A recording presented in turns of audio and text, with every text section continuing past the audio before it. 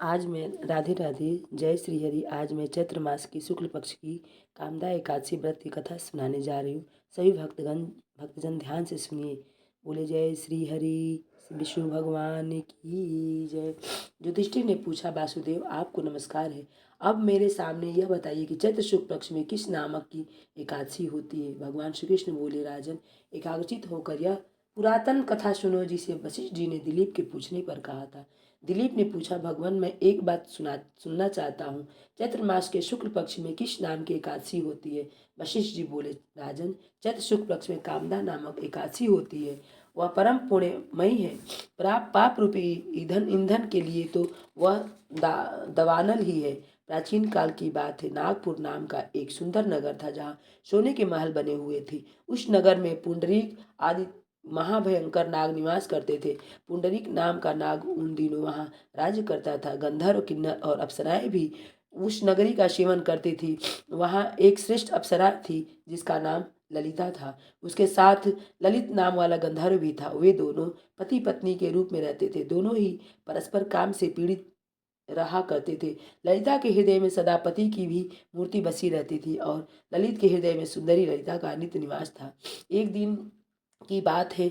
नागराज पुंडरीक राज्यसभा में बैठकर मनोरंजन कर रहा था। उस समय ललिता का गान हो रहा था, किंतु उसके साथ उसकी प्यारी ललिता नहीं थी। गाना गाते उसे ललिता का स्मरण हो आया, अतः उसके पैरों की गति रुक गई और जीभ लड़खड़ाने लगी। नागों में श्रेष्ठ कर्कटोकक को ललिता के मन का संताप ज्ञात हो गया। अतः उसने राजा पुंडरीक को उसके पैरों की गति रुकने एवं गान में त्रुटि होने की बात बता दी। करकोट की बात एक सुनकर नागराज पुंडरी की आंखें क्रोध से लाल हो गई। उसने गाते हुए कामातुर ललिता को शाप दिया, दुर्बुद्धे, तू मेरे सामने गान करते समय भी पत्नी की वशीभूत हो गया, इसीलिए राक्षस हो जा। महाराज पुंडरी के इतना कहते ही वह गंधर्व राक्षस हो गया।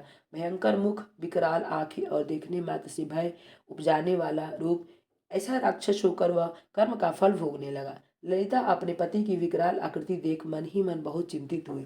भारी दुख से कष्ट पाने लगी। सोचने लगी, क्या करूं, कहाँ जाऊं, मेरे पति पाप से कष्ट पा रहे हैं। वह रोती हुई घने जंगल में पति के पीछे पीछे घूमने लगी। वन में उसे एक सुंदर आश्रम दिखाई दिया जहाँ वह शांत मुनि बैठे हुए थे। उनकी किसी भी प्राणी के साथ वैर विरोध नहीं था। ललिता शीघ्रता के साथ वहां गई और मुनि को प्रणाम करके उनके सामने खड़ी हुई। मुनि बड़े दयालु थे। उस दुखिनी को देखकर वे इस प्रकार बोले, सुभे, तुम कौन हो, कहाँ से आई हो, मेरे सामने सच सच बताओ। ललिता ने कहा, महामुनि, वीरधनवा नाम वाले एक गंधर्व है।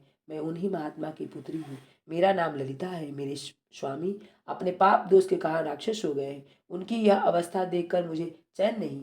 ब्राह्मण, इस समय मेरा जो कर्तव्य हो वह बताइए। विप्रवर, जिस पुण्य के द्वारा मेरे पति राक्षस भाव से छुटकारा पा जाए उसका उपदेश कीजिए। ऋषि बोले, भद्रे, इस समय चैत्र मास के शुक्ल पक्षी कामदा नामक एकादशी तिथि है जो सब पापों को हरने वाली और उत्तम है। तुम उसी का विधि पूर्वक व्रत करो और इस व्रत को जो पुण्य हो उसे अपने स्वामी को दे डालो।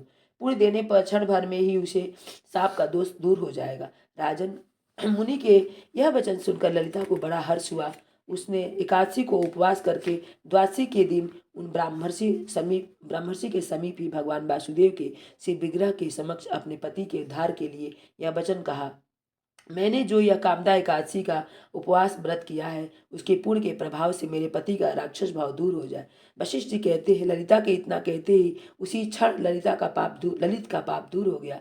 उसने दिव्य देह धारण कर लिया। राक्षस भाव चला गया और पुनः गंधर्वत्व की प्राप्ति हुई। निपश्रेष्ठ वे दोनों पति पत्नी कामदा के प्रभाव से पहले की उपेक्षा भी अधिक सुंदर रूप धारण करके विमान पर आरूढ़ हो अत्यंत शोभा पाने लगे। यह जानकर इस एकादशी के व्रत का यत्नपूर्वक पालन करना चाहिए। मैंने लोगों के हित के लिए तुम्हारे सामने इस व्रत का वर्णन किया है। कामदा एकादशी ब्रह्महत्या आदि पापों तथा पिशाचत्व आदि दोषों को भी नाश करने वाला है। राजन, इसके पढ़ने और सुनने से वाजपेयी यज्ञ का फल मिलता है। बोले श्री विष्णु की जय, श्री हरि भगवान की जय। जो सुने सुनावे सबका कल्याण हो, सबके पापों को कष्ट में दूर हो जाए। जय नारायण, जय।